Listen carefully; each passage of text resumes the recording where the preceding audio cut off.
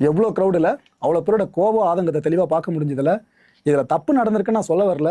அப்படி நடந்துருந்துச்சு அப்படின்னா சரி பண்ண வேணும். ஏன்னா மற்ற விஷயங்கள் சார்ந்த அலட்சியம் காட்டுறதுல வேற. வாக்குப்பதிவுன்றது ரொம்ப முக்கியம். ஒவ்வொரு வாக்காளருக்கும் அரசுக்கும் ரொம்ப ரொம்ப தலையாய பணி. அதில் ஒரு சின்ன எரர் வந்தாலும் நாம் அதை பெருசாக தான் பார்க்கணும். இதை ஊடகங்கள் பெருசாக மாற்றி தான் ஆகணும். இந்த கட்சி அந்த கட்சி சார்ந்தெல்லாம் சொல்லலை, பொதுப்படையாக சொல்கிறேன். இந்த கட்சிக்கு மட்டும் தான் செய்தியை போடுவேன், அந்த கட்சி எதிர்த்து மட்டும் தான் செய்தியை போடுவேன்னாக்கா அது பெரும்பாலான ஆளுங்கள் பண்ணி தான் இருக்காங்க. அதை தாண்டி உண்மையை உறக்க சொல்கிற மாதிரி சில சேனல்ஸ் இருக்குல்ல, அவங்க சொல்கிறது முக்கியம். அதை இங்கே நான் இன்சிஸ்ட் பண்ண விரும்புகிற வேறு எதுவுமே இல்லை. அந்த சென்னையிலேருந்து மதுரை அந்த வரைக்கும் நீங்கள் போகணும் அப்படின்னாலே கூகுள் மேப்பில் 1-2 இடம் ரெட்டாக காட்டலாம். ஆனால் மொத்தமாக ரெட்டாக காமிச்சு பார்த்துருப்பீங்களா? அவ்வளோ தூரம் டிராஃபிக்ங்க. பல மணி நேரம் இருக்குது. சென்னையிலேருந்து வெளியே அப்படி கடந்து அவங்க சம்மந்தப்பட்ட தொகுதிக்கு போய் சேர்றதுக்குள்ள பல மணி நேரம் இருக்குது. ஆனால் அவ்வளோ காத்திருப்பியும் பொருட்படுத்தாமல் போயிட்டெல்லாம் ஓட்டு போட்டிருக்காங்களே, ஹேட்ஸ் ஆஃப். உங்களுக்கு என்னோட வாழ்த்துக்களை பதிவு பண்ணிக்கிறேன். இந்த கான்டென்ட்டை பொறுத்தவரைக்கும் நாமெல்லாம் சிந்திக்க வேண்டியது ஒரே ஒரு விஷயம் தான். இப்போ நம்ம டைரெக்டாக விட்னஸ் பண்ணிட்டோம்.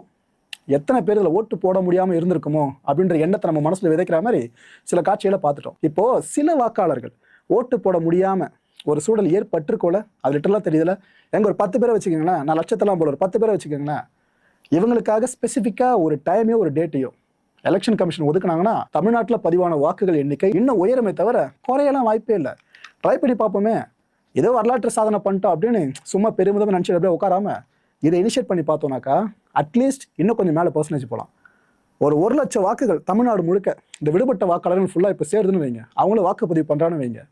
இது ஒரு தொகுதிகள்லையும் ரொம்ப க்ளோஸ் காம்படிஷனாக போகிறப்ப வேட்பாளர்கள் மத்தியில் இந்த எலெக்ஷன் ரிசல்ட் அப்போ பெரிய ரோலை ப்ளே பண்ணோம். போன எலெக்ஷனை மறந்துடாதீங்க, நூற்றுக்கணக்கில் வித்தியாசத்தெல்லாம் ஜெயிச்சாங்க அந்த வாக்குகள் வித்தியாசத்தில் வேட்பாளர்கள். ஸோ இதை பண்ண முடியுமான்னு தெரியல, ஆனால் பண்ணால் நல்லாயிருக்கும்.